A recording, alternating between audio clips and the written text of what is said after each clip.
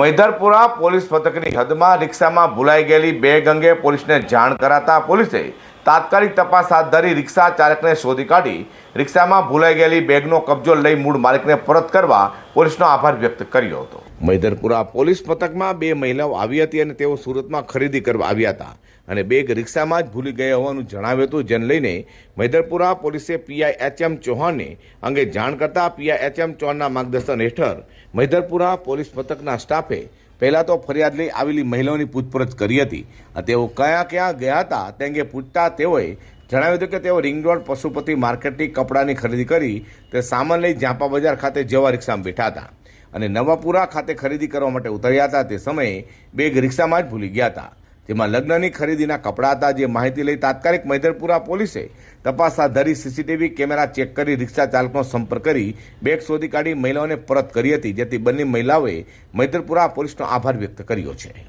Bureau report G10 news.